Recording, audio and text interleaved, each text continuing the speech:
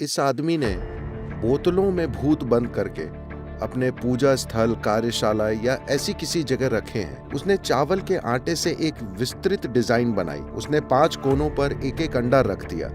फिर उसने कई चीजें करी और पुफ, उसने ताली बजाई और सभी 5 अंडे फूट गए, ठीक मेरी आंखों के सामने।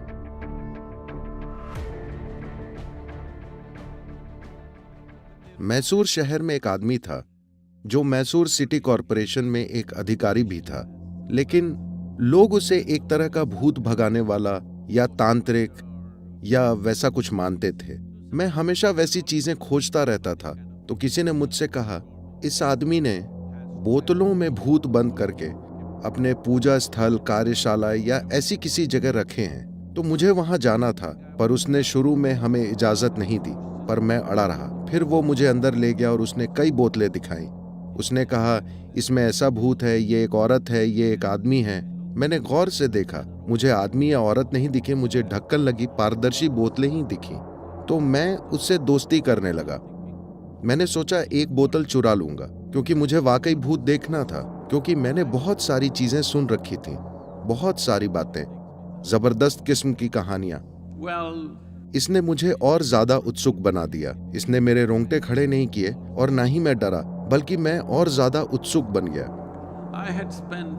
मैं लगातार कई महीनों तक हर रात शमशान में बिता चुका था, क्योंकि मैं देखना चाहता था।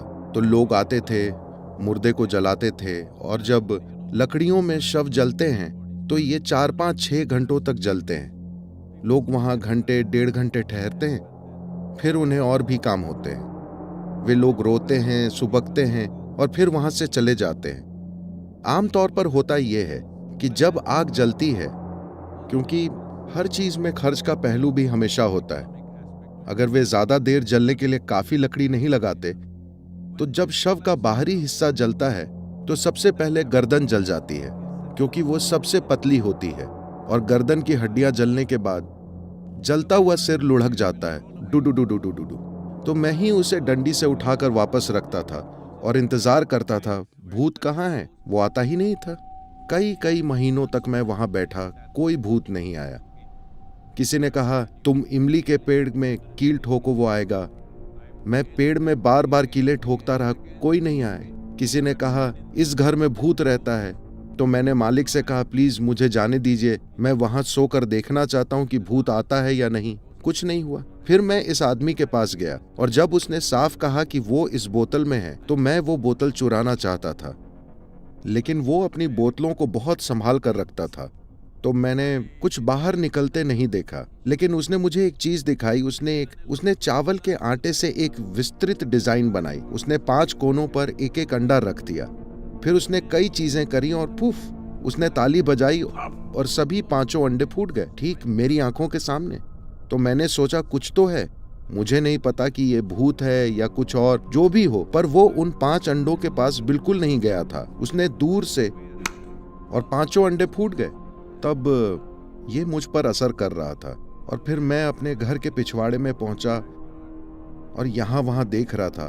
तब मैंने देखा अमरूद के पेड़ से फल लटक रहे हैं। अमरूद। मैंने एक अमरूद को देखा, अमरूद गिर गया। मैं चौंक गया। क्या?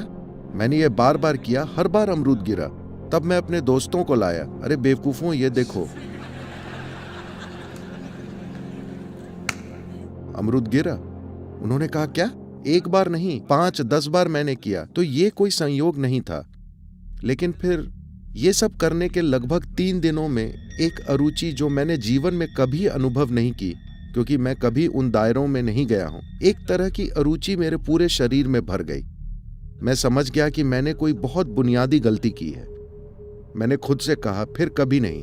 अगर तुम्हें अमरूद चाहिए तो पेड़ पर चढ़कर तोड़ो। You want anything in your life, go and get it. जीवन में कुछ चाहिए तो मेहनत करके हासिल करो। ऐसी चीजें हम फिर कभी नहीं करेंगे। मुझे एहसास हुआ कि अपनी ऊर्जा के वैसे इस्तेमाल में कोई बुनियादी गलती है। तो भूत क्या होता है? आप सभी शरीरधारी भूत हैं, जो घूम रहे हैं, बैठे हैं, हर कोई।